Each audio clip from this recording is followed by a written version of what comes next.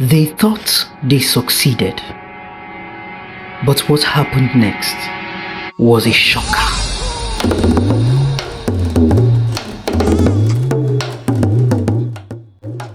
In this episode, we travel far to the northern kingdom of Kwarya. Long ago, in the northern kingdom of Kwarya, there lived a mighty ruler named Sarki Ibrahim, a king of wealth, wisdom, and renown. His palace gleamed under the sun, its walls adorned with gold and white marble, and the air was filled with the songs of the servants and the whinnying of royal horses.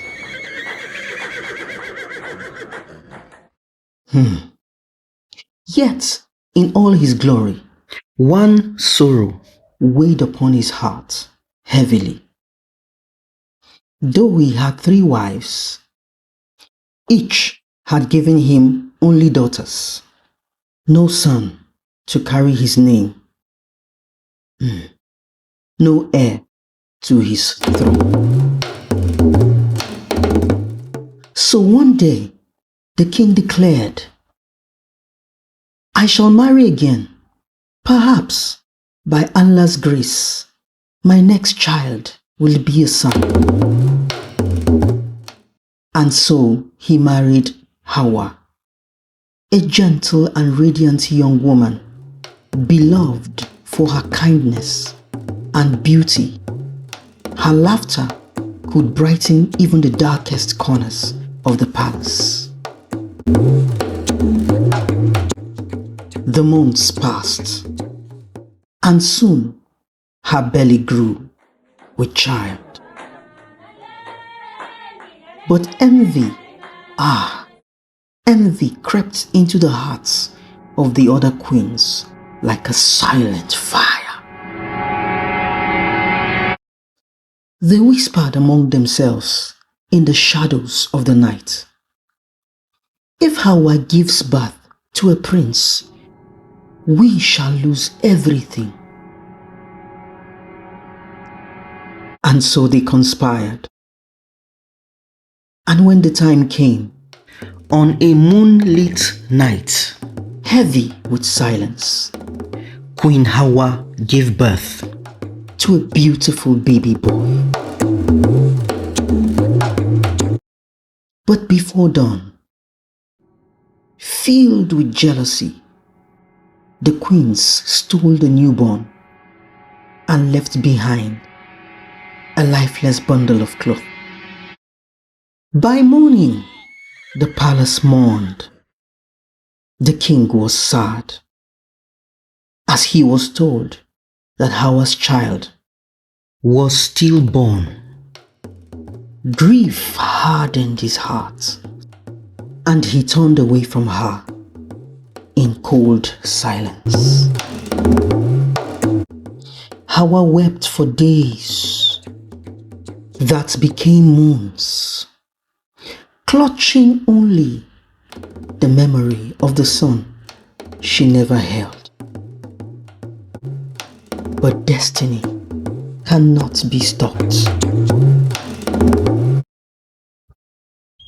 By the river's edge, where the early mist danced over the grass, an old herdsman named Malam Dogo found the baby crying softly among the reeds.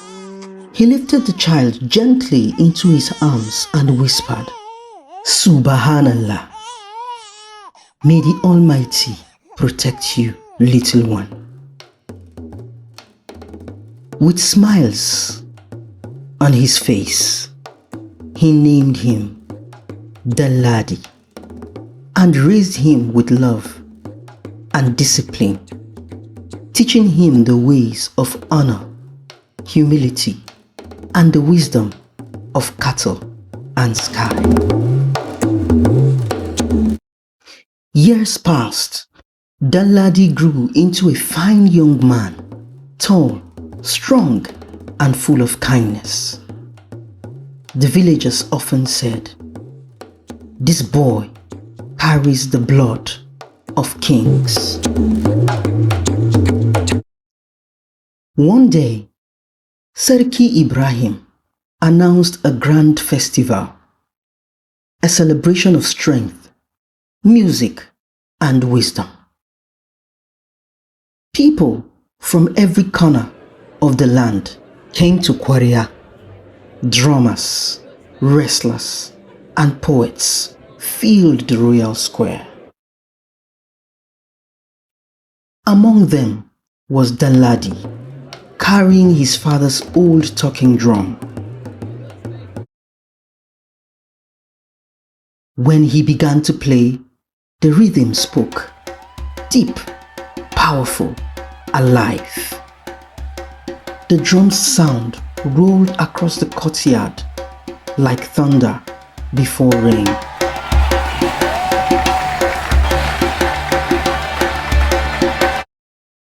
The king's heart trembled. When Hawa saw Danladi performing on stage, her heart leapt. There, on his arm, was a crescent-shaped birthmark, the same mark her baby had borne. She gasped and cried out, "Ya Allah, that is my son." Everyone was shocked. The truth poured out like light, flooding a dark room. The three older queens fell to their knees, weeping and confessing their wickedness. The king was silent for a long moment, his eyes fixed upon the young man. Then he turned to the old headsman who raised his son. "Malam Dogo, you found my child where envy had cast him away. You became a father where deceit sought to destroy. You have done what even kings could not." The king ordered that Malam Dogo be honored richly. He was given gold, silver, heads of cattle, strong camels, and royal horses until his household overflowed with wealth. From that day, he was called Malam Dogo Me Arziki, meaning the headsman of great fortune. Only then did Serki Ibrahim turn to the three trembling queens. "You have brought sorrow to this palace," he said. "You betrayed your sister and nearly destroyed your king." The queens cried and begged for forgiveness, their tears falling like rain on the marble floor. Before the king could speak further, Queen Hawa stepped forward, her voice gentle yet full of strength. "My lord, they wronged me, but let mercy triumph. What jealousy destroyed, destiny has restored. Let this house be healed, not divided." The king looked upon her with admiration. He raised his hand and declared, "Let peace reign again in my house. From this day forward, we are one family." And the people rejoiced. Danladi was crowned Prince of Kwarya, standing proudly by his father. The palace, once filled with envy, now echoed with laughter, love, and unity, and celebrations everywhere. As for Malam Dogo, he lived his days in peace, surrounded by blessings, his name remembered in stories for generations to come. So remember, jealousy may destroy, but forgiveness rebuilds. And no matter how dark the night, destiny cannot be stopped. This is the end of the story. A Hausa folk tale of envy, destiny, and mercy. If you enjoyed listening to this story, like, share, and subscribe for more from Tales of the Talking Drum.